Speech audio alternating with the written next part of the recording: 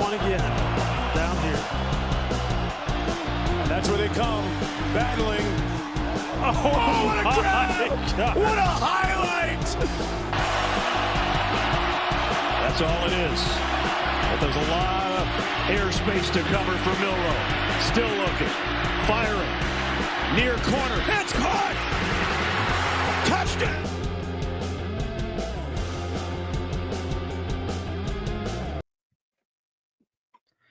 What is going on, everyone? It is college football talk. We have arrived. It is Sunday, August 25th. We are officially prepping for game week number 1. Yes, there was week 0 yesterday, but we are officially ticking down the final moments. We've reached the final turn. College football will soon be back starting Thursday, actually. Colorado, North Dakota State being the headliner there. Anyway, today, though, we will finish up our conference previews. We have Big 12 preview today, and we are allowed to talk about it because none of the Big 12 teams played yesterday, so it counts. We are final playoff predictions. There has been movement, at least for me, and we're going to discuss the Georgia Tech FSU game briefly. Quick little thought there, and then we'll move on because main stuff's going to be that preview, and then we have our playoff predictions at the end of the episode.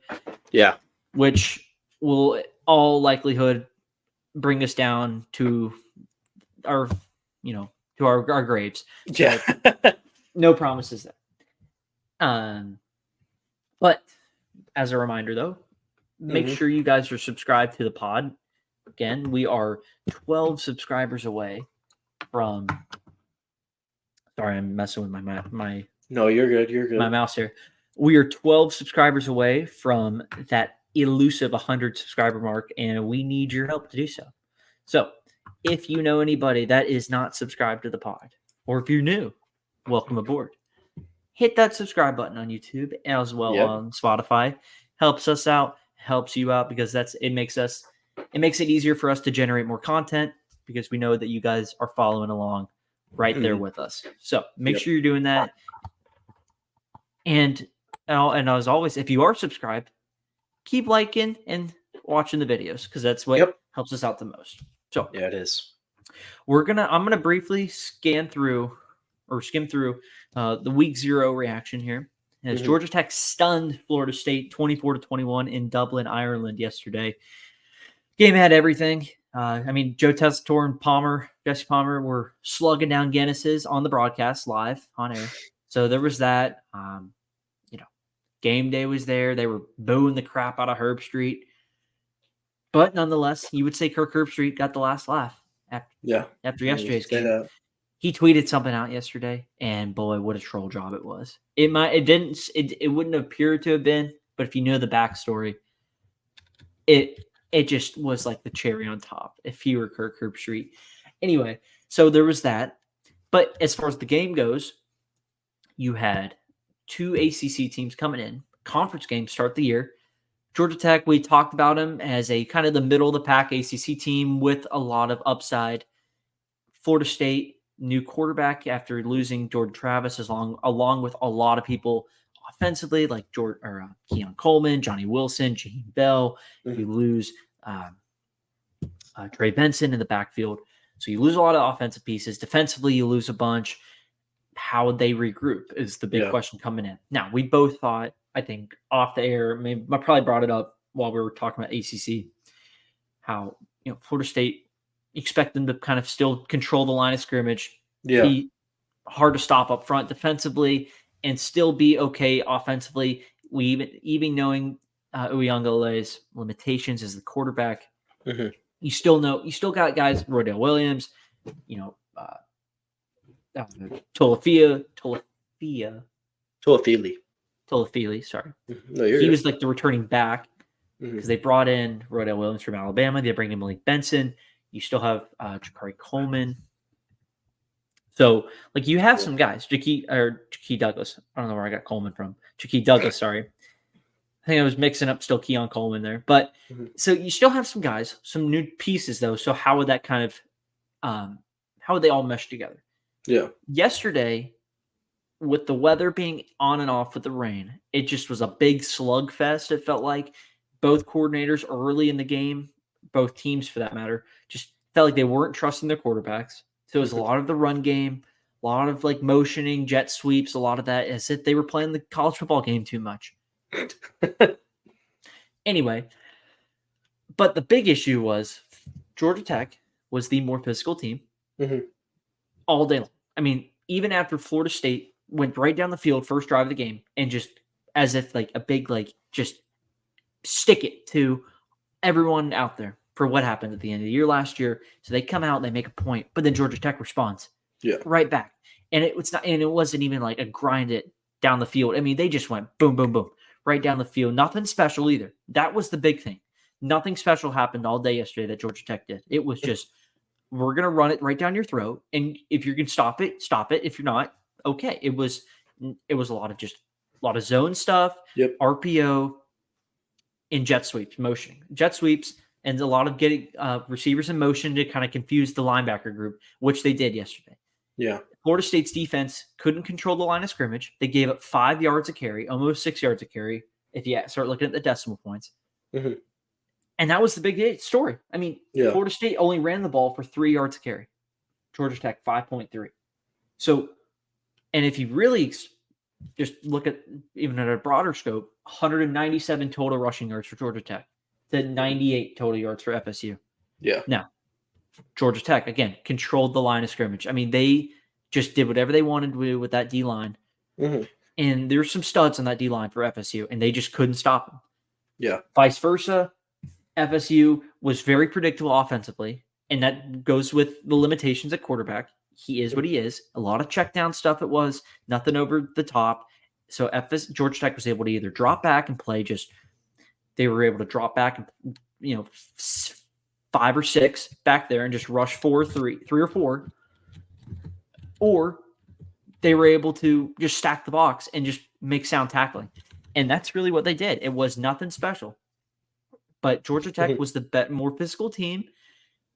And that's what it came down to for me. Yeah. I know you're going to go back and rewatch some of the highlights to see what kind of went wrong with them. But like, just from a broader scope, just kind of what I said. I mean, DJ Uiagalelei, 19 to 27, 193 yards, 12 of 14 in the first half. His average air time or average air yards per attempt average was negative 0.1. I don't think I've ever seen a stat like that, but here we are. A question for you, and then we'll get rolling out of here. Does Norvell, does he have a trust factor issue with him? Is it more overreaction, or is it just kind of is what it is, and we're going to have to live with this? I mean, I got to watch the film, Does obviously, it make for me to Florida State's offense, does these limitations, is it more, will this make them super predictable where they just can't get anything going offensively all year long? I worry about it. I really do. I worry about what they're like, what they can and can't do offensively anymore. But to me, I go, okay, this is week 0, right? Maybe they just need to build his confidence more. I know they had some guys who weren't able to play, like Hakeem Williams, who's supposed to be one of their big guys as a wide receiver. So, delusional. Maybe hoping a little bit that maybe that had to do with it. Just, being down a guy or two, flying out to Ireland. It's a little bit of a weird situation. The rain had an effect. I like to think that. I would hope so, that they're not so one-dimensional to where they're running the ball and then they physically can't run the ball.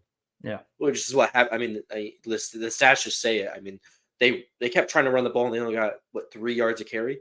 3.5 yards a carry? Yeah, FSU's leading ball carrier was Roydell Williams. He only had 38 yards on the ground. Yeah, he had like 3 yards a carry. Haynes King rushed for more yards than any of those guys. He rushed for 54. Yeah, no, it's not good. I think personally, to me, I'm like, you got to use DJ in, like, you got to give DJ some design runs too. I'm surprised they didn't. He's massive.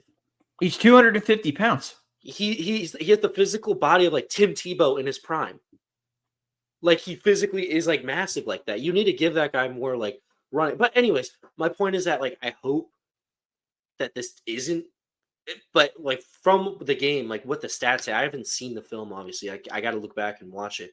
But to me, it looks like they did not trust him at all.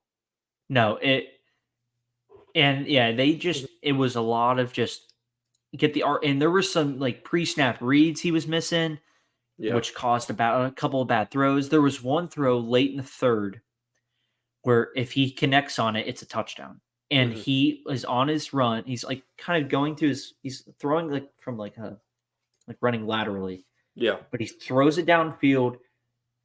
And I forget who it was that was open, but like he's wide open and he throws it low and it hits his hands, but like his hands are like about on the ground.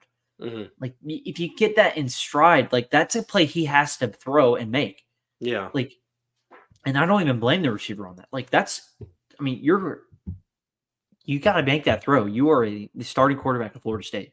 Yeah. Like you have to get that if you want a chance to win.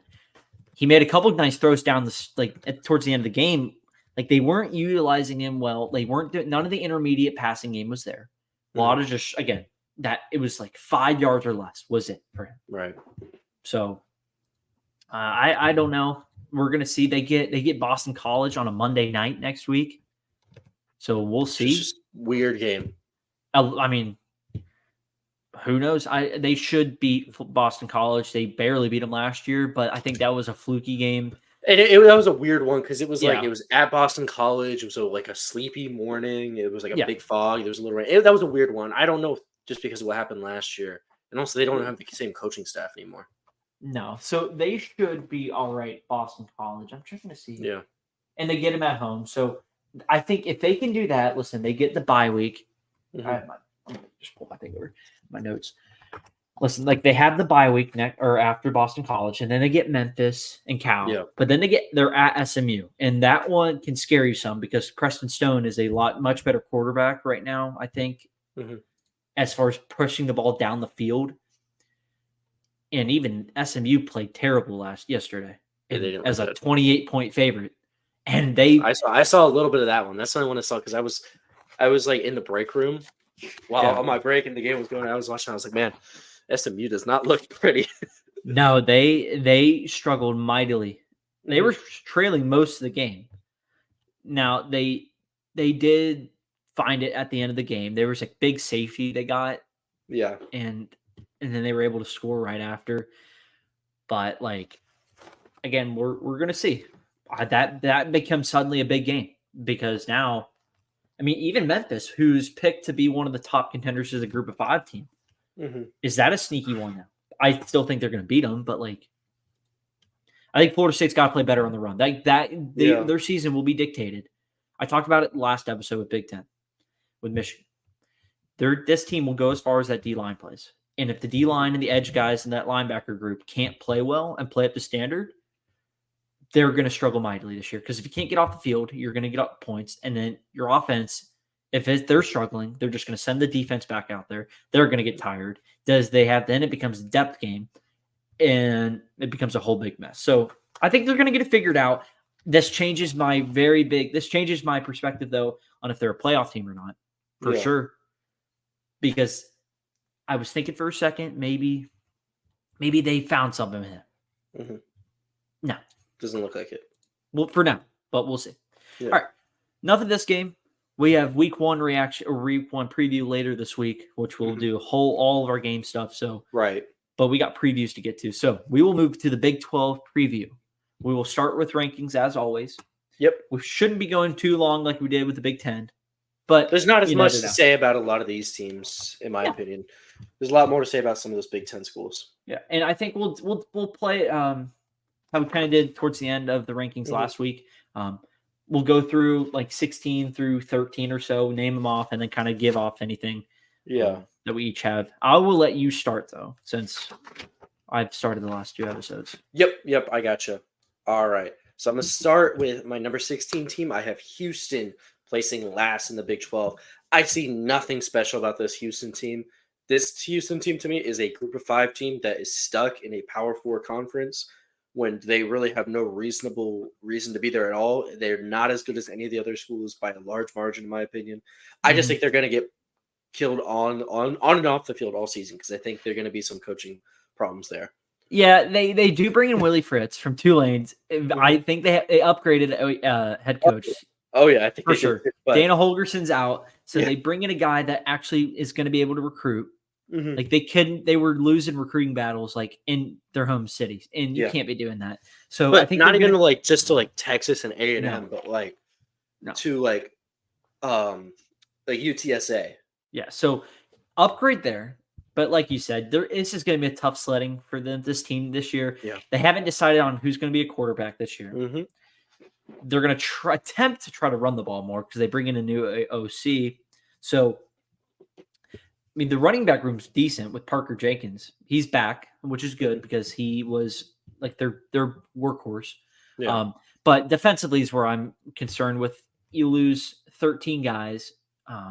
4 on the D line, their starter. 4 of their D line starters are out. 4 of their 5 linebacker guys are out. There's a lot of holes that have to be filled. Immunity on defense, and I just don't think it's this year. I see 3 or 9 at best. 2 and 10 At is best. likely. I mean, luckily they get UNLV and Rice, but like Rice, we David don't want to Rice, disrespect food, you know. Yeah, I was gonna say I don't know about Rice. They'll win their bye weeks. I will tell you that. I don't know about that. We'll see, unless there's a scandal. But but you never know, Houston. Who's all your right? My 15? 15 is Arizona State. Similar situation to Houston. I just don't love Arizona State. Their best player last year transferred out. They got a guy coming in, Jeff Sims, who we saw all last year, does not know how to keep the ball in his hand, loves to just give it to the other team. I just don't love Arizona State at all. Like, there's nothing I like about this team. Kenny Dillingham was a decent offensive coordinator when he was at Oregon and briefly at Florida State, but I just don't love this team at all, personally. I just don't see a bright future for them. See, I think that I have them a little higher up on my rankings. Mm-hmm. Give me 1 second. I swear they had somebody else name their starter. I thought it was Jeff Sims was named the starter. I swear I have Sam Levitt down. Look that up for me.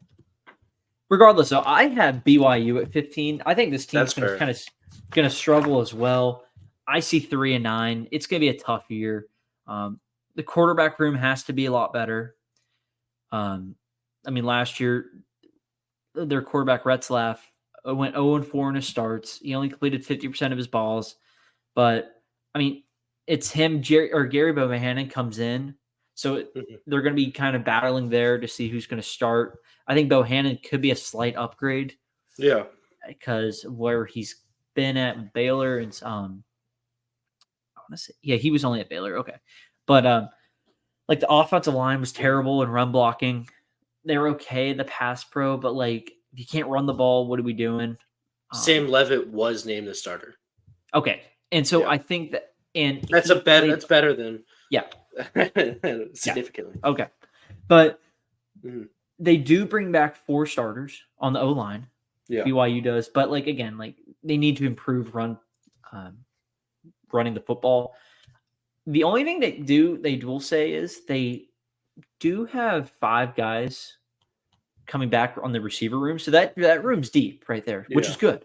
But they need more explosive plays. Like they really lacked in that department last year. Defensively, a lot of question marks. Yeah.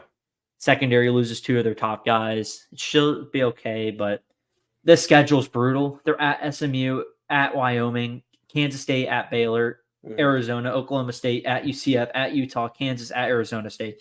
Yeah. Any other year, maybe a 5 or 6 win team, but this schedule's brutal. So that's why I have them there. Who's 14 for you? I have Cincinnati. This Cincinnati team to me is just, again, it's just more of what happened last year, where they're just not ready for the Big 12 yet. Still, they're still in the process of becoming like a power. I can't get used to power forward. It's so weird to me still. But a power conference school. I don't love Cincinnati's roster. I haven't seen anything special. Nobody really sticks out to me. Last year they were pretty bad, and I don't think they made any massive upgrades anywhere either. I just see more of the same in Cincinnati, maybe slightly better. Yeah. I have Baylor at 14, partly with their schedule this year. The schedules, again, and them and BYU have a not so nice schedule, which sucks because like Dave Aranda's really in a hot seat position. Like he's on one of his last like legs here, and they start the year after at Tarleton, at Utah. By the way, Tarleton State is a ranked opponent in the FCS ranks. So at Utah, Air Force, which is never an easy one, at Colorado, BYU, at Iowa State. They're at Texas Tech, Oklahoma State. Then they finish the year at West Virginia, at Houston, and at Kansas at home. It's like 4-8 maybe, but like, I mean, Dave Aranda does take back over the defensive coordinator spot. Yeah. Or the defensive play calling, I think. I don't think they officially fired the guy, but like they moved him to a different spot. I'm going to guess that DeQuan Finn's the quarterback there. They do return their two backs, which will be good, with Dominic Richards and Richard Reese. But like, the offensive line's got to improve. They were young, so hopefully experience plays a little bit now they have more reps in. But like the linebacker room's replacing a lot. Secondary's young. They do get 6 guys to return, which is good. But like again, like the schedule stinks. They stunk on defense. It's got to improve. They do get so that is a young group. They do get 82% of them back production wise. So if they can improve at any, like they were terrible. I will say, like Baylor does get a good return production back on both sides of the football, so maybe that helps out. But I just think it's a tough year for being on a hot seat kind of ordeal. Him and like Napier with not the best schedule draws as far as when you don't need that. Yeah, that's fair. No, and if it makes you feel any better, I have Cincinnati at 13. Okay. So my 13 is BYU. For the exact same reasons you said, I just think Cincinnati's slightly worse than BYU. And but I don't have anything else to add. So I will say my number 12, bit of a surprise. I got Colorado. With what you said about BYU and Baylor's schedule, I think Colorado got the worst draw possible. I legitimately think there is a decent chance this team wins 3 games. Because they go North Dakota State North Dakota State to start the year. Tough easy opponent. That's a tough opponent to start the year. Then they go to Nebraska, night game, not fun for them. Then they play rival Colorado State, who they struggled last year with, but they play at Colorado State. Then they play Baylor, which is a game I think they have a really good chance of winning. Then they have to go to Orlando to play UCF, who looks a lot better. Then Very they play good. Kansas State, Arizona. They get a good win with Cincinnati. They get a good game in Cincinnati. Then they got to play Texas Tech, Utah, Kansas, and Oklahoma State in a row, no breaks. So I'm a little more higher up on Colorado. I'll just kind of add on, but they do replace the whole offensive line. Yeah.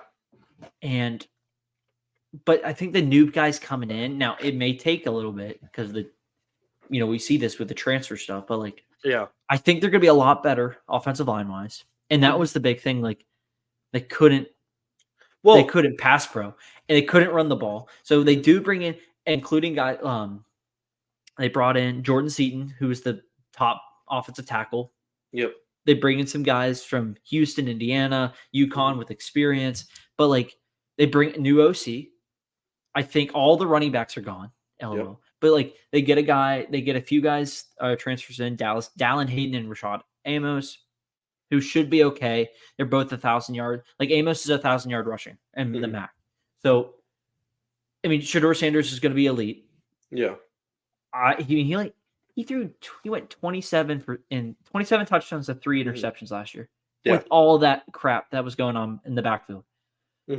Now, if the D-line can play any better, it's going to come down into the trenches because I think defensively they kind of are who they are. I just think like last year, like even like because they had big names in the secondary who just were not playing up to what they were supposed to be. No, I mean defensively they're terrible. Yeah, terrible. They were one of the worst teams.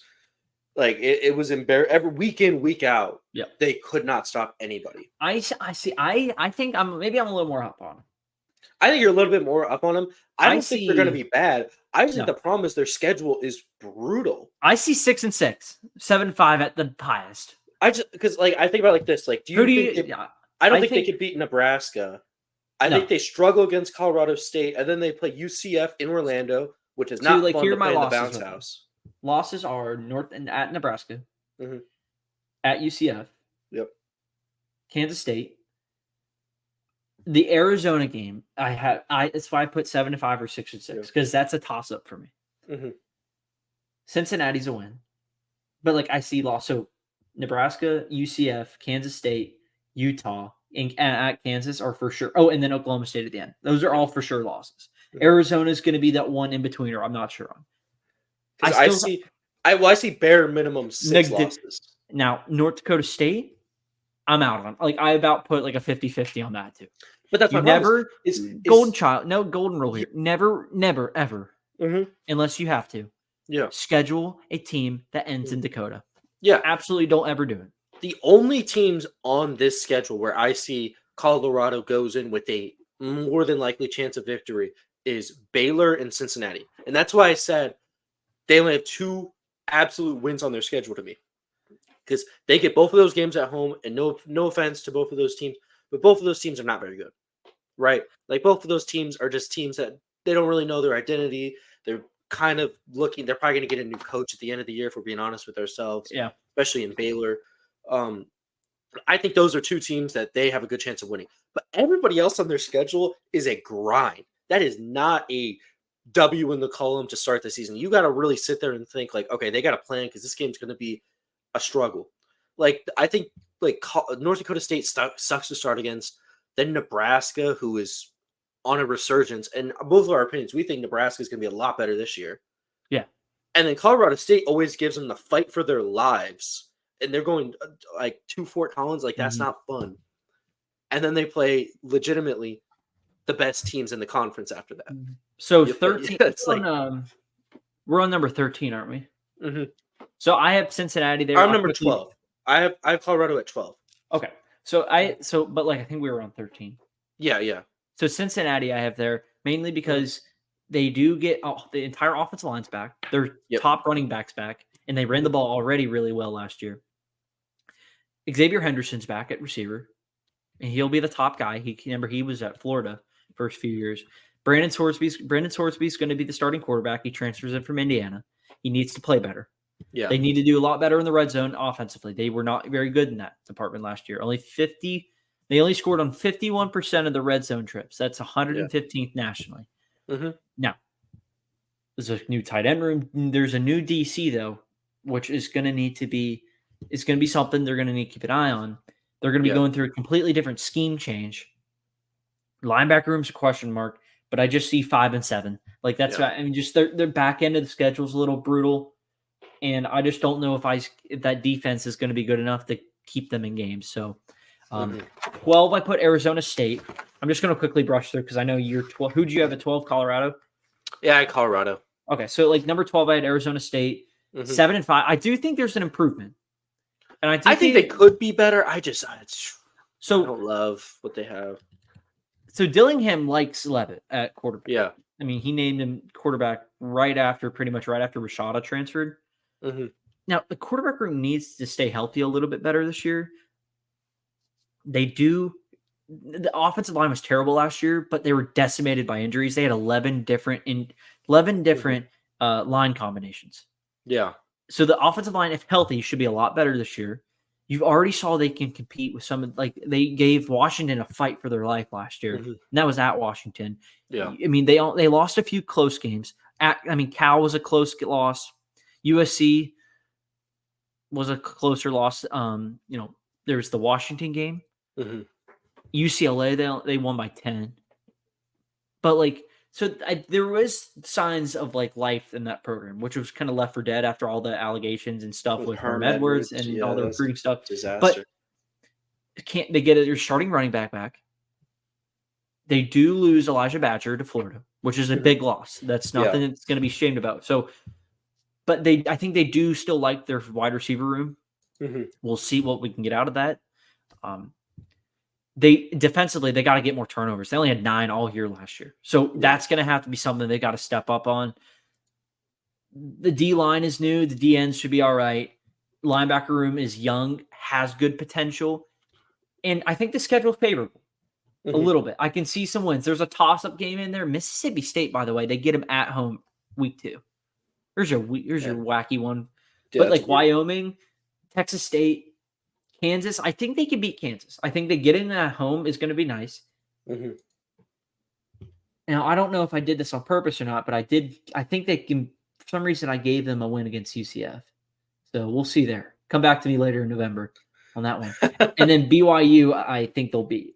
Yeah. And then they're at Cincinnati. I still think they're a better team than Cincinnati. So I see wins against Kansas and UCF, which will be big time wins, and Mississippi State possibly. All right, moving on. I think we're on 11 now. Who do you have at 11? That's where I had Baylor. Okay. They're in the same, like pretty much all those teams in that area are around the same. I do think in that like 10 to 16 area, Colorado is the most talented. Yeah. But I think they played the toughest schedule, which is why I put them below Baylor. And I also think Baylor, they have guys, they just, they haven't been able to put anything together the last couple of years. I do like Dave Aranda as a coach. I do think he has some good defensive schemes. But I still think this team is going to be kind of a little bit of a pushover. They're not going to do anything crazy. They're not going to threaten anybody. I don't have anything special to say about Baylor, to be honest with you. I don't love Baylor right now. Just a tough, I think, more so just a tough draw for them schedule-wise. When they really just didn't need that, they did. And maybe Aranda helps improve that defense enough where maybe it's like, okay, if we keep letting them call the plays, maybe we'll start seeing a little more improvement. Maybe we can start getting some more guys around, just turn it around in general. Yeah. So, I mean, you saw what kind of impact when he took over in 2020, when that LSU defense, how decent it was. It wasn't like top tier D, but like, they were good enough. And as soon as he leaves, they got turnovers. Like that was the thing with that defense at LSU was they could turn the ball over. They weren't getting a lot of stops, but they were It was a bend, don't break with turnovers. It was very good. It was very good, especially with the talent they had. And you saw what happened as soon as he left. I mean, with KJ Costello threw for 500 yards against that team. Yeah. So I have Texas Tech. What am I? We're at 11. I have them at 11. Yeah. Okay. I think my biggest thing with them is 4 starters are gone on the O-line. There's a new offensive line coach. Yep. 6 receivers are out. They do add in 4 from the portal. I didn't know Caleb Douglas transferred there from Florida, which surprised me some because he's decent. He just needs to stay healthy. Very good potential if he can stay healthy or not. He just hasn't been on the field enough. Josh Kelly's there as well. He's from Washington State. He led the Cougars in receiving last year. But like they did bring in a 5-star fresh. They signed a 5-star, which is I think for only 5-star they've ever signed there. His name's Micah Hudson. He's a receiver, so he should be getting playing time. I would hope immediately. Otherwise, ching ching bling bling. Here comes the SEC. Gone. Anyway, pass defense wise was good last year. Can it improve? We'll see. The big question for me though is the defensive line. So it's crazy that both the defensive line and offensive line, I have the biggest question marks because you lose the most. Yeah, and the linebacker room, I still have questions about. They were good, need to be better, but just I think you're losing too much defensively, which is going to kind of catch up to you. I could see. So we'll see. Maybe the quarterback plays well, but here's a stat for you though. Texas Tech, I had this highlighted, hasn't had a quarterback that has finished a full regular season since Patrick Mahomes. That's surprising, actually, because they had a couple guys in there, like what's his name? Tyler Show? Davis Webb. Yeah. I mean, just guys can't stay healthy. Yeah, guys can't stay healthy and they transfer. Yeah. I mean, they get out of there, yeah. You had Baylor at 11. So 10, I had Colorado. We already talked about Colorado. I think I'm just a little higher up on them. Yeah, I think you're just a little bit higher than them on me. My number 10, I had TCU. I just don't have much to say. Like TCU's weird. Yeah. I mean, like they had the season where they were the college football playoff. They went to the playoff. They won the Big 12, and then the next year they looked like crap. Just being honest with you, they looked horrible all year. They couldn't win a game to save their life. They missed a bowl game. Was it the first time a team had won the national championship and then missed a bowl game in how many years? It's been a while. Yeah, a long time, right? Since the 2010 team, Texas. Yep. That Texas team was just ravaged by injuries. That was a nightmare for that. and that caught, I think, TCU, especially at the quarterback spot last year. Yeah. Chandler Morris got hurt. Hoover got hurt, who's the backup. Like, when you're playing on your third and fourth stringers, like, you're already playing with one of your hands tied behind your back. So, yeah. Josh Hoover is going to be the starter, though, this year. He has got to cut back on the turnovers. Like, that killed him last year. I had the right here. Where was it? Thought I had it highlighted. Oh. He just threw too many costly picks when they were either in the red zone, driving in key spots. Like, has to cut back on that. Trey Sanders is going to be the RB1, though. Remember, he transferred in from Bama last year. So that's a nice little cushion to have right there. Yeah. Receiver room should be okay. You got guys like Savion Williams, JoJo Earl, JP Richardson. So I think there's upside for sure. Can they kind of get back onto that TCU magic they were on from that 2022 team? I mean, never also that year they were winning all the close games. Last year they did not win. They only won none of the close. They went from 6-1 in those one-score games to 0-4. So, can they kind of flip the tide, or just even level it out? I mean, even if you go 2-2 in those, it's still an improvement. And they had a couple strong performances against. They looked good against Texas. They looked pretty good against Texas Tech, but then they would follow it up by losing 41-3 to Kansas State. Not good. 69-45 to Oklahoma. Gave up almost 70 points to. And that was coming off the year before they beat them 55-24. So defensively, they replaced they replaced well at defensive line. They do lose two of their top guys. Linebacker room should be improved. I do see a lot of improvement here. I mean, the offensive line's going to be better. The linebacker and defensive line's going to be good. They bring in 8 guys out of the portal, and that's secondary. So that's going to be your question mark. They ranked 113th in pass D last year. If that can improve some, maybe this team's a lot better than where they were last year. I see 7-5. That's fair. Yeah, no, I think around the same. My only thing with them is, again, they also play the hardest, the strongest teams in the conference too. They play Kansas, Utah, Oklahoma State, Arizona, UCF. It's not the world's greatest schedule for them. Is my only thing. So and I could probably make a case starting at TCU at 9, and for every other team after, why they could win the Big 12. Yeah. Realistically, so at this point with the Big 12, because this is how much fun this conference is going to be, and even out of the ACC with Georgia Tech, maybe. Yeah. But the Big 12, we already kind of know what we're going to get, and it almost feels like the Pac-12, classic Pac-12, where these teams are going to cannibalize the crap out of each other. They're going to eat them alive. So you're really going to hurt. You're going to just hurt every team in there.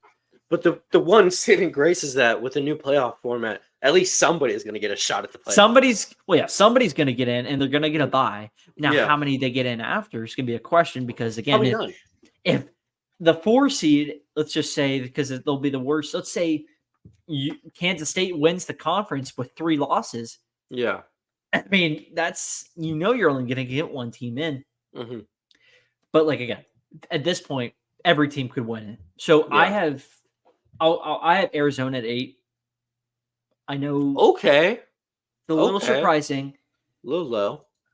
A little low. I am worried. I know new coach with Brett Brennan comes in for San Jose State. They retain the quarterback with Fafita. They keep McMillan, which is massive. Yeah.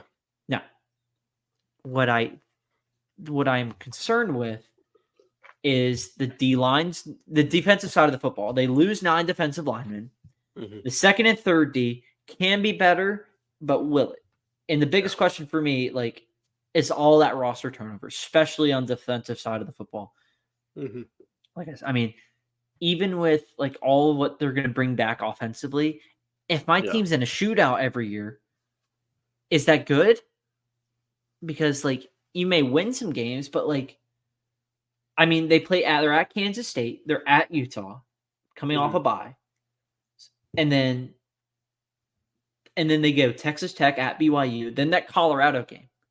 Yeah. So if my defense isn't good enough, I know Shedeur Sanders is going to put up numbers. Mm. What happens if Fifita can't? Like, what if he's having just an off night? Like, then you lose that one. West Virginia right after. That's no gimme. And then at UCF. I mean, that stretch right there is not good. Mm-hmm. That's what I'm worried about a little bit. I understand that. Yeah, I do think that they're going to be fine next year. I think maybe we'll see. Maybe they just come out and they just kind of just roll through. And they kind of hold water enough where they're like 9-3, 8-4, 9-3. I mean, I have them at 8-4, so like it's not like terrible. So, but I think I'm just worried about the defensive turnover more so than because offensively they kept a bunch.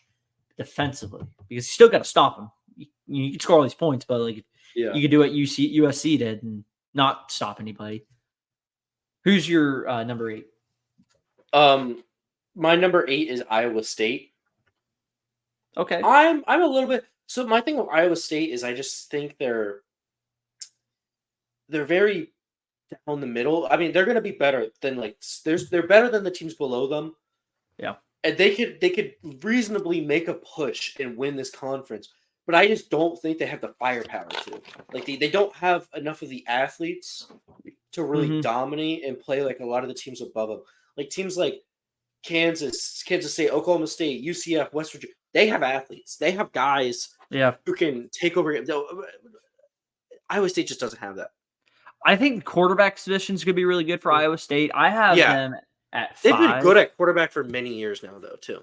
Well, like Rocco Beck's going to come in now. He played in as a freshman last year. He stepped in. Yep. Now he has that sophomore year. Yeah. Full offseason as the guy. They bring back their top running back. Their entire offensive line's back with experience. It's a veteran group. They got to do a little bit better in the run game. They ranked 103rd in rushing offense. Yeah. The passing offense, they were good. They were 50th. So that's fine. I think they have a dynamic receiver duo. Yeah. And the defense is young, but has experience. They played a bunch. The whole D line's back. That linebacker room's going to be really good. The entire safety room's back. Like this top to bottom, like each level is the defense is going to be good. Yeah. And they returned 7 or they're ranked 7th in returning production. They were already solid. They were 44th in scoring defense. And there's not that many intimidating games on that schedule. Yeah. I mean, I think they're going to beat UCF. I think they lose at Iowa, though. For some reason, Iowa has their number all the time. Always, every year. And so, but then like at Kansas, I can see a slip up, and then at Utah. But like, this team's good enough to beat Kansas State. Farmageddon, by the way. Yeah. And outside of that, like, I mean, and then there's at West Virginia. So, I mean, I think they can beat. I think they'll beat West Virginia. A favorable spot, I think. I think you're looking at a pretty solid team with a lot of game experience. Yeah. And you can't simulate it. That was your 9th team? That was my 8th team. My 9th team was Texas Tech. That's right. But we kind of already remember what I had to say about Texas Tech. My number 7 is 7. Who's it? West Virginia. Okay. I like West Virginia a lot. I only question with them is just like I'm gonna pull up their schedule real quick. I have it right here. Okay. The stamina with them. Yeah. They have a stretch in the middle of that October stretch, which is going to either make or break them. Yeah. And it'll save their season or it'll sink it real fast. Yeah. I mean, I do think I do really like them to start the year against Penn State. I really like that. And I really like them in Pittsburgh. I like both of those games. So I think they start off the year strong. But then I question when they play Kansas, when they go to Oklahoma State. That's when things get, I think, a little tough for them. I just think they kind of match up weird against Kansas. And it's not like that because I think they're a good team. Like, I mean, I have them in the area where I think they could easily win if things go right. I have them at 6, so like one spot ahead. Yeah. So I think they could win the conference. I just question with that stretch. And then, they play Iowa State, who I feel confident against Iowa State, but then they play Kansas State, and then they play Arizona at Arizona immediately after playing Kansas State. And I'm like, oh man, like that's awful. Like that's genuinely like, yeah, I mean, Garrett Green's that's where your season can fall right there. I do offensively. I think this team's really good. I mean, they got dynamic running back duo, Thunder and Lightning with Donaldson and White. Wide receiver room, it has to be a little better, but they do get Clement back. They get Preston Fox, Traylon Ray, and Jaden Bray in. Yeah. Excuse me. But and they also keep that Swiss Army knife at Cole Taylor at tight end. That's a guy that's gonna have to be like a quarterback's best friend. Yeah. But defensively is where I'm a little hesitant with West Virginia because of how much they lost in the secondary. They lost in the linebacker room, and they lost a total of 10 guys, 10 starters. Not 10 starters, excuse me. Just 10 guys in general that had key roles. Yeah. So are they going to be able to fill that in? And they right out of the gate. I mean, Penn State right there. I mean, if they can shut down the run game enough in that Penn State game, force Aller to throw, is that secondary going to hold up? Because the passing game's got to improve. Explosive passes, they ranked 68th in. They gave up 237 yards a game in the air. Just a lot of it's not terrible, but it can be improved on, and will it? That's the big thing for me. I see West Virginia at best being ideally 8-4. There's a case to make them 10-2. Ideally 8-4. I think there's a chance they could do it. I think there's a good chance they could do it. It just depends on two things. It depends on if they start the season strong and how they weather that stretch down the middle. That stretch right there with Kansas, Oklahoma State, Iowa State, Kansas State, Arizona. Luckily, they get a bye right before this October stretch. Then go. But I think Oklahoma State, they're going to lose. Yeah. Iowa State, I think they're not going to win. I just worry about the run game. That line, it was middle of the pack already. And when Iowa State comes in, that if they're going to be able to run the football, are they going to be able to stop them? Yeah. Remember that last year's game, Ollie Gordon ran for over 250 yards against this team. So if that happened, I mean, I could see a case where, it's not going to be that many yards, but they're going to be able to control the line of scrimmage. Yep. And if they can't do that against Penn State week 1, Penn State's going to have no problem against this team. Now, I had Kansas at 7, mainly because new OC, can Jalen Daniels stay healthy? He's as electric as anybody, but he can't stay on the field enough. Yeah. The running back and wide receiver group are really good. They do lose a couple starters on the O-line, but that should be okay. They have a solid cornerback duo. The D-line's the big mystery for me. And they got to stop the run. And if that goes hand in hand with the D-line being a mystery, there you go. So, but mainly, I still think Kansas is going to be good. Kind of sucks that they can't play at home because their field's getting renovated. Yeah. So, but I think they'll go 9-3.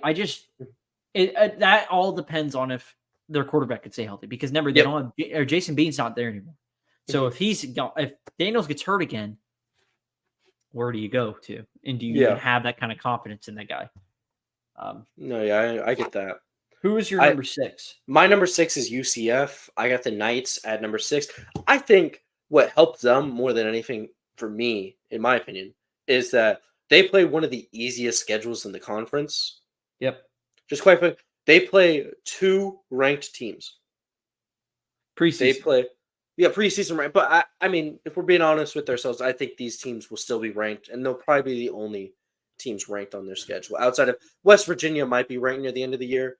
Yeah. But I mean, we'll see. It's late. And they do take the trip up to Gainesville in the early middle part of the year, which could be a little trap. But I mean, we'll see with that game. I think we'll have a good taste of UCF by the time we get there, and Florida, because Florida will be playing Miami already at that point. So I mean, we'll have a taste of what these teams are like. They've already had to play Miami and A&M. Yep. So I think I am excited for UCF. I really think KJ Jefferson is going to be really good with them. I think he's going to be very good with them. They play a really schedule that really just helps them too. Because I'm just looking at their schedule.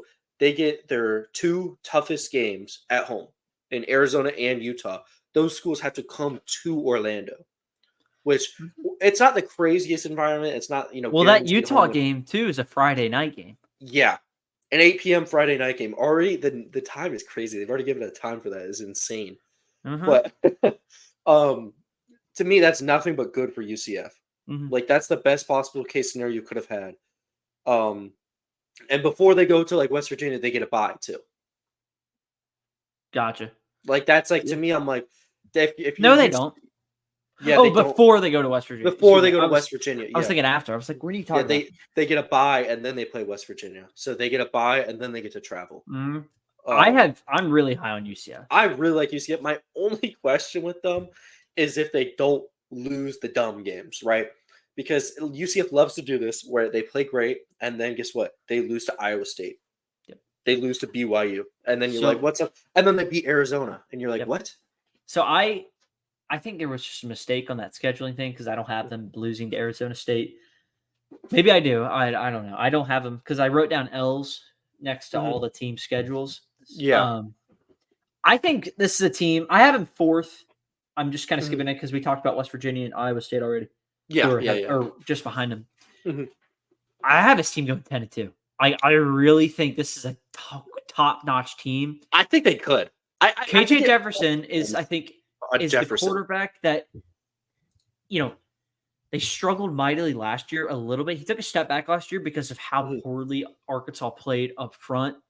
Yeah, and they didn't really have receivers for him to. It was a mess of a roster for. I mean, in 21 and 22, Jefferson plays second and fourth in the SEC quarterback rating. Yeah, as well as in touchdown to pick ratio, the 45-9 in those 2 seasons. So like, he's got the stuff. Yeah, and I think Gus Malzahn has been waiting for a quarterback like this since Cam Newton. John Rice Palmer was a little there, but like he wasn't the physical guy. And he was always hurt too. Yeah. And so he finally is a guy that's about the same thing. And no, he's not going to be Cam Newton. Nobody is. It'd be insane if he was, though. He's not, but UCF Heisman. There you go. Well, let's see. 10-2. 10-2. But they do get RJ Harvey back at running back, which is big because he rushed for over 1,000 yards last year. You get him back now. He also scored 16 times. Yep. So you get a dynamic guy at the running back spot. The wide receiver room with guys like Kobe Hudson, Xavier Townsend, Javarius Johnson, who comes from Auburn. So wide receiver room is going to be really good. Yeah. They have to improve a little bit more on the pass pro. And if they can do that, because they do lose a few guys up front, if they can improve on that spot, I think they're going to be okay. Defensively, though, the rush defenses has to be better. Ranked 125th last year. Gave up almost 200 yards a game on the ground. Yeah. Ollie Gordon, I have it. I had it highlighted here. Where was it? Oh, yeah. That's the wrong team. That's Kansas State. Let's find it on here. Oh, to be Ollie Gordon. Oh, never mind. That was a different game. I'm sure he rushed for a bunch if they played him last year. Well, never mind. No, he didn't because they lost by 42. So I apologize for that. I'm going to take a step back here real quick. But UCF, again, yards per carry, though, were ranked bottom of the last. Yeah. Explosive rushes, 124th they ranked. That run D is better. This is a legitimate team to contend to the Big 12, possibly a playoff team. They do lose a couple guys in the linebacker spot. Interior defense is going to be good, and the edge rushers have to be able to step up some. I think that's going to be good. You're looking at guys like Kelly from Miami they bring in, who was the number 13 rated edge rusher out of the portal. The secondary is going to have to be strong again. They played middle of the pack. They were average, but nothing crazy. I think it's that run. I mean, excuse me. I was looking at the wrong stat. That was scoring defense. Pass defense, they were good. They ranked 25th. Yeah. So they can come back. I mean, they returned 22% of their pass defense. So that's going to be really good. And the schedule's not bad. I have them losing at Florida. I think at night in the swamp is just a different animal. And I just don't know if they're going to be able to step up. Florida, by the way, 18-3 since 2020, I think it was.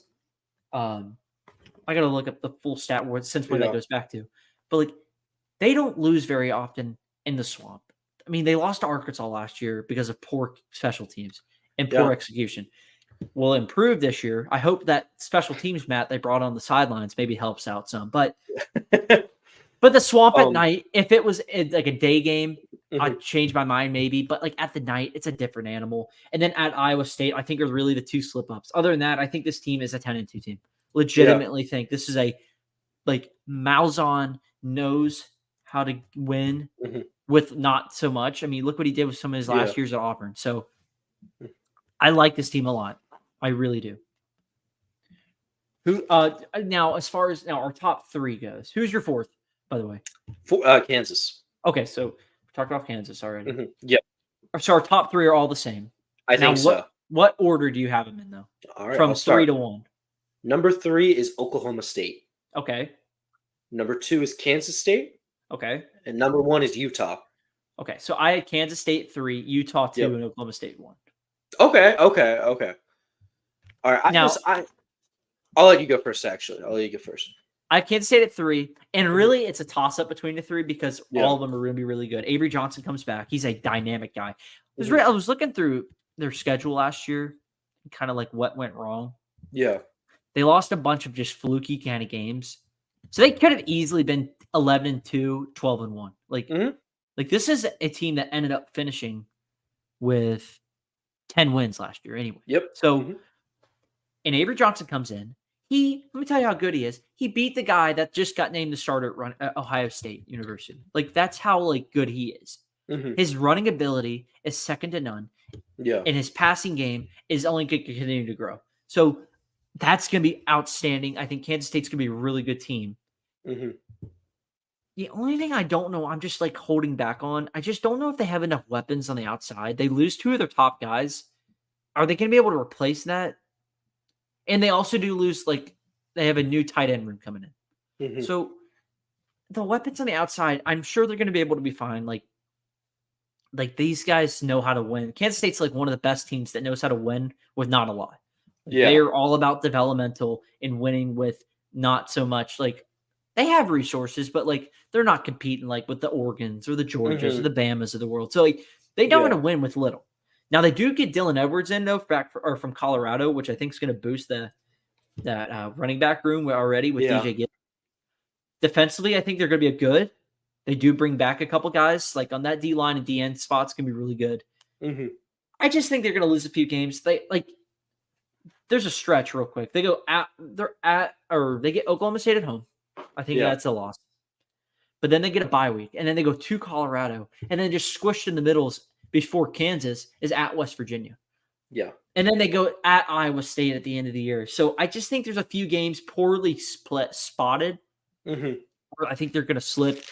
I have Oklahoma State squeaking over Utah. Utah's going to be 10-2 for me. Cam Rising coming back's outstanding. 7th season, guys. Oklahoma State, Alan Bowman, 7th season. It's just something about the 19th grade that really gets you going.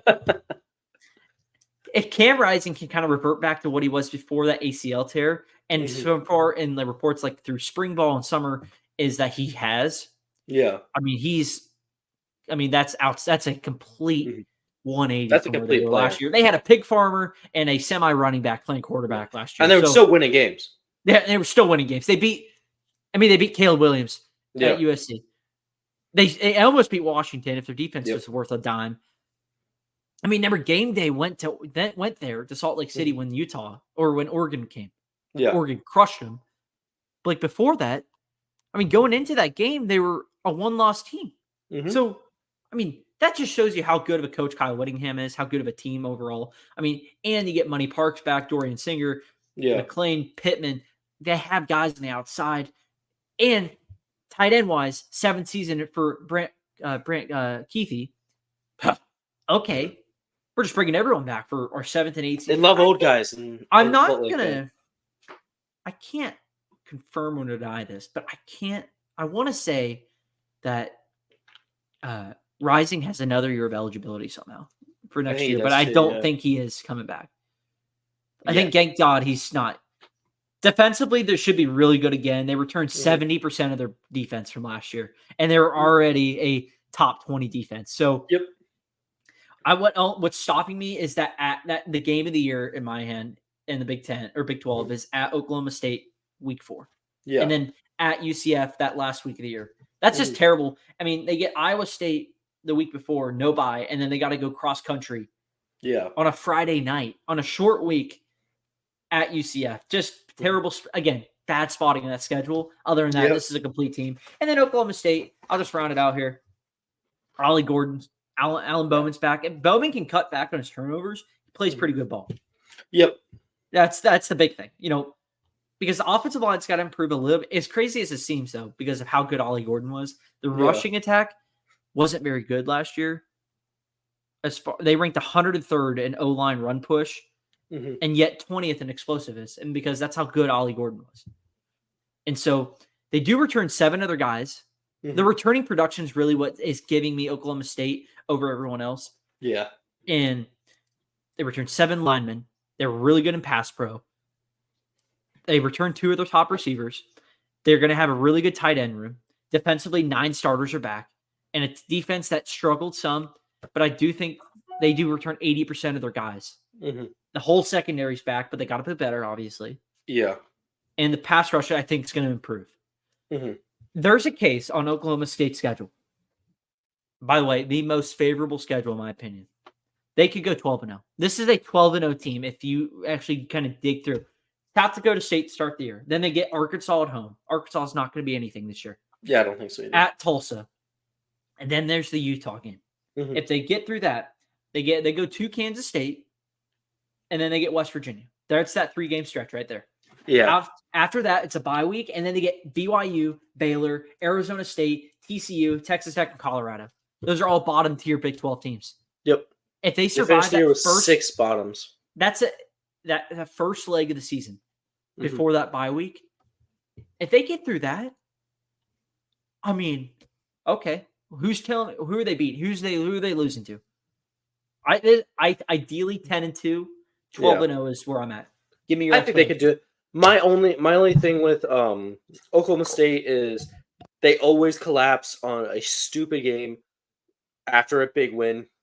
I would not be surprised if either the West Virginia game or the BYU game, they just have a stinker where they look like crap because they do it every single year without failure. I remember watching that game against UCF last year where they lost 45-3. And that was coming off of the last game against Oklahoma. Yeah, where they beat Oklahoma 27-24, and the last second game they go down to Orlando and get blown out of the water. Yep. Oh yeah. And then they come back the next week and put 43 up and beat Houston. Yep. But they do this every year. I mean, you can go back through their history.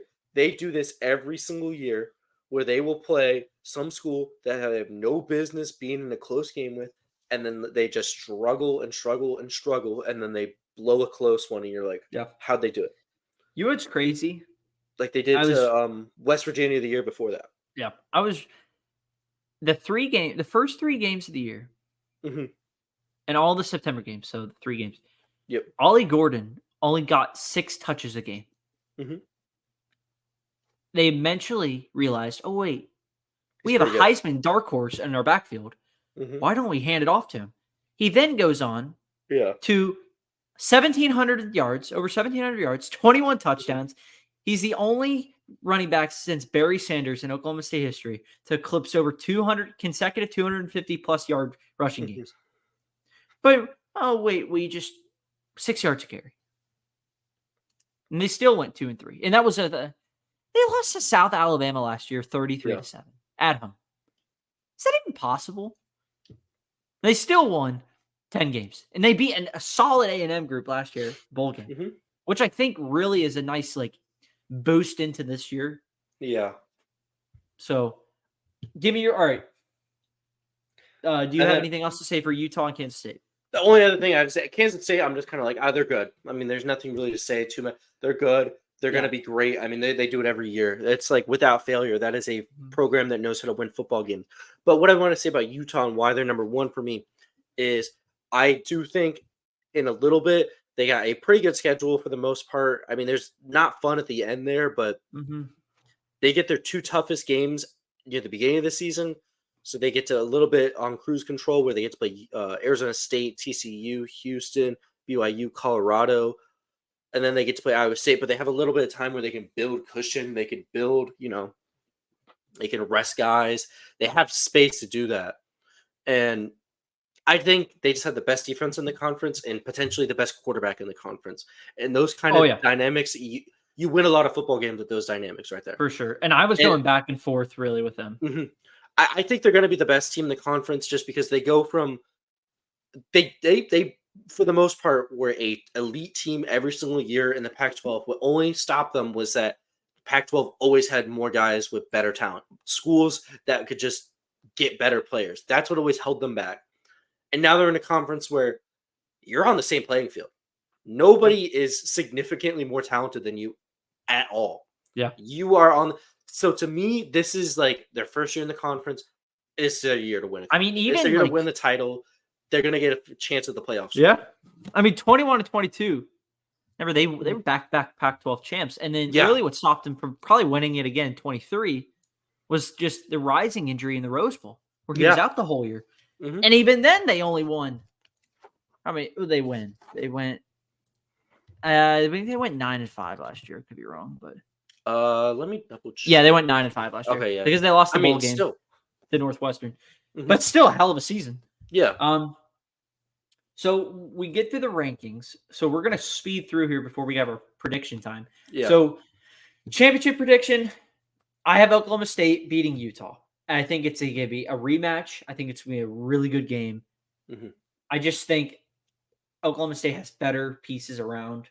Yeah. Where they're going to be able to win that. It's going to be a hell of a fight. I can't wait for that game, September 21st, because that is going to be one heck of a ball game and probably just a rematch.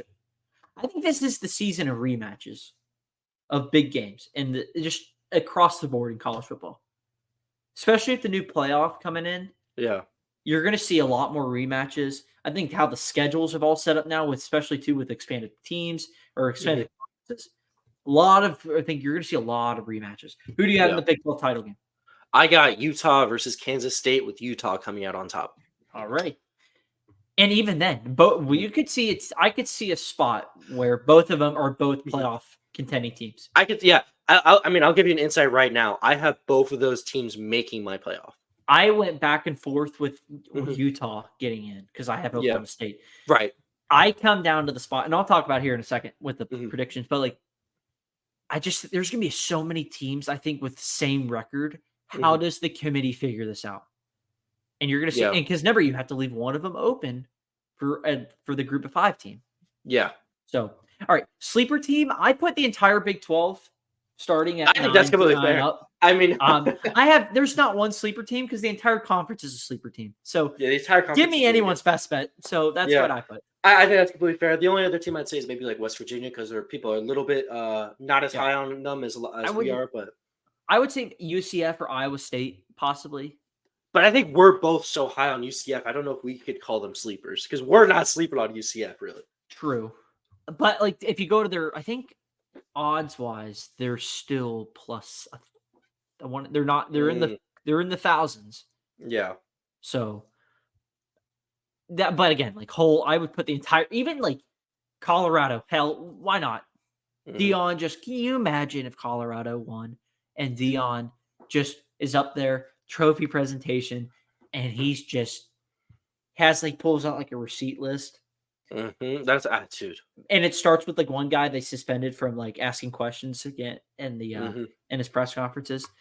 Wow. All right, best matchup of the year. I think we both agree on it's that the Utah UCF game for me. Sleeper game. Sleeper would be probably something with UCF. I mean, Kansas State, Iowa State's gonna be a really good one. West Virginia has. BYU Utah is gonna be a good one. Even though I don't think BYU is gonna be good, but I think that's just that. I mean, that's a rivalry that's serious. Kansas State's at Colorado, and then they go to West Virginia. Iowa State, UCF should be a decent one. Yeah. A lot of good matchups this year. All right. We did the rankings. Best quarterback, Cam Rising. Yep. I think he's going to be the most experienced, best quarterback. You saw what he can do when he's not playing. You see when he is playing, you see where they are. And when he's not on the field, you see how bad of an impact that is. Now, I wonder how much Utah either possibly regresses next year when he's not there.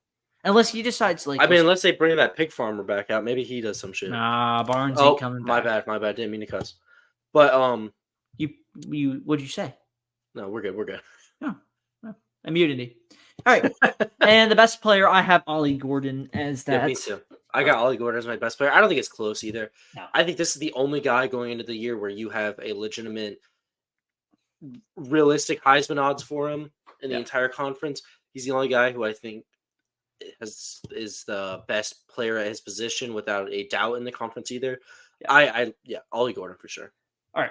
So I'm going to now switch over here to our college football playoff prediction time. Yes. This is the part of the show where we lose subscribers because of these picks we're about to make. We apologize in advance. Mm-hmm. I think a swig from the Yeti Mm-hmm. because, and by the way, if Yeti ever wants us to be a proud partner of the podcast, please let us know. We would be more than happy to put a Yeti logo on this podcast while recording. Anyway, we will now do what took me probably about 20 minutes to figure out what to do. I couldn't do it. Yep. But I found a way to scrap something together. Whether it's good or not is to be determined. Anyway. We'll see. Right. We'll see. I changed mine from what I originally had. All right. To. I had it too, especially after yesterday. So I originally had ACC champ Florida State. We changed that after yesterday. I just don't have any faith in them anymore. Apologize in advance to all my Florida State fans out there. All right. So who are your top four? All right. So my top four was in order from 1 to 4. 1 to 4? Yeah. Okay. I have Georgia, Oregon, Miami, Utah. I have Georgia, Oregon, Oklahoma State, Miami. Okay. All right. Who's your 12 seed? Boise State. Same. 5 seed? My 5 seed is Ohio State. I have Notre Dame. Okay. Who is your 8-9 game? 8 being first. Penn State. Who's your 9? Notre Dame. I have Penn State at 8 and Missouri at 9. Okay. Who's your 6 and 11 teams? Okay, so 6 I have Texas, 11 I have Kansas State. I have Ole Miss at 6, Iowa at 11. Okay. We're off the rails here. And who's your 7-10 game? So I got Missouri at 7. Number 10, I have Alabama. I have Bama at 7, Ohio State at 10. Okay. Now, who do you have advancing into the quarterfinal games? Okay, go fast. Yeah. Go first. So I have Ohio State beating Boise State, Texas beating Kansas State, Alabama beating Missouri, and Penn State beating Notre Dame. I have Notre Dame in Miami. Mm-hmm. I have Miami beating Notre Dame. Yep. I have Georgia beating Penn State. I have Ole Miss, beating Oklahoma State. Yep. And I have Oregon beating Ohio State. Mm-hmm. And then semifinals, I have Georgia and Oregon advancing. Yeah, I have. So I'm looking at mine right now because I always get confused. Because do we know exactly how it will map out? So reseeding, there's no reseeding at all. There's no reseeding at all. Okay. So that's whatever. So even if if Oklahoma State is 9 or 10-2, but wins the Big 12, and they play a Ohio State team, or Ole Miss, let's say, is 11-1, just making up stuff, but they don't get reshifted. It's just 6-3, or if it gets to the semifinals, and let's say Penn State's the 8 seed and Miami, who's the 4.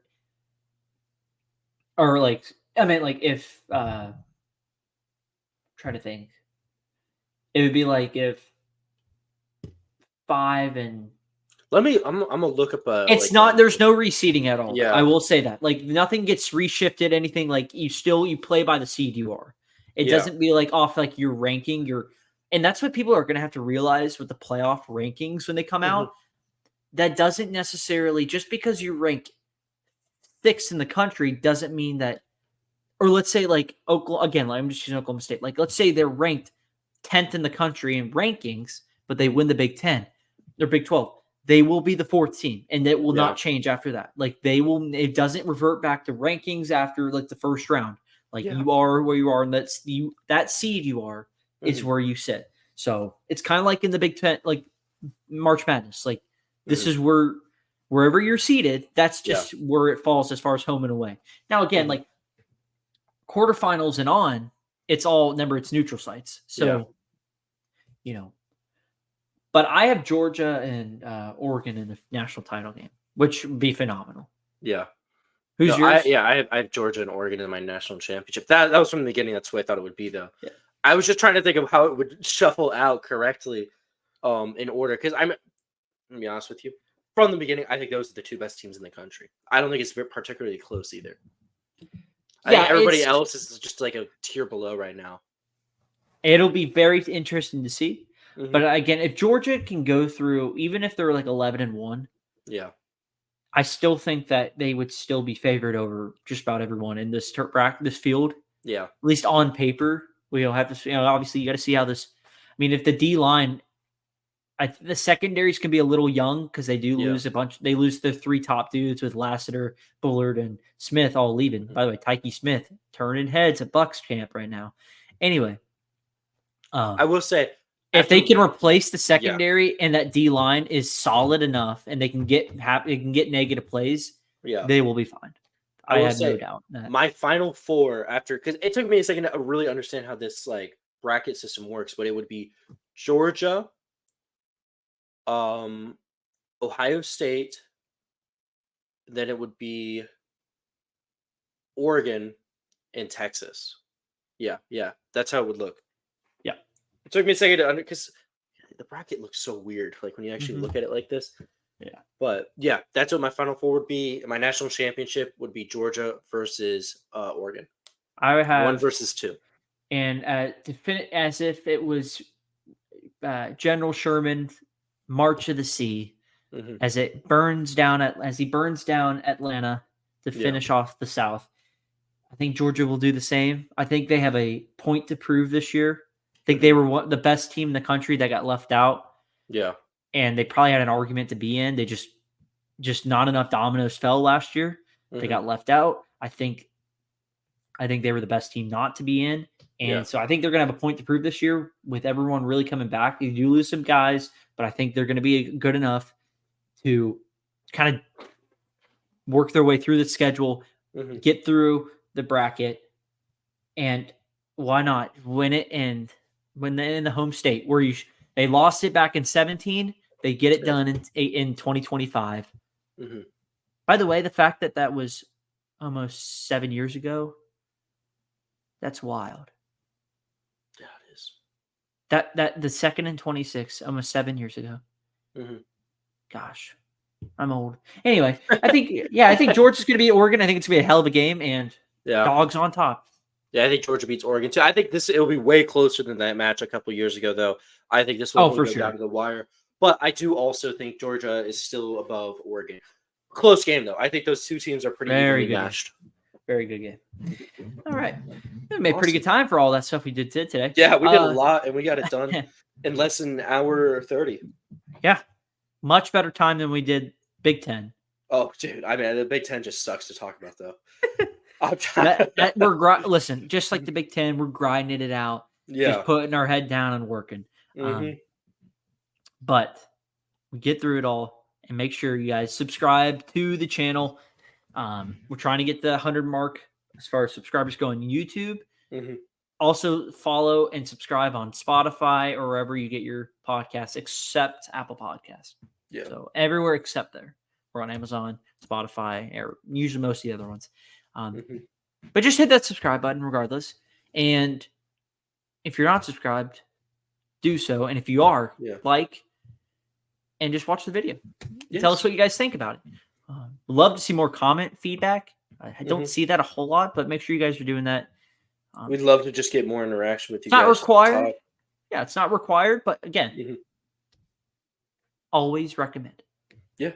Anyway, we will be back later this week. We're week 1 preview, and then before you know it, kickoff will be right around the corner. So enjoy, guys. Watch and subscribe. We'll be back for week 1 preview. Peace out.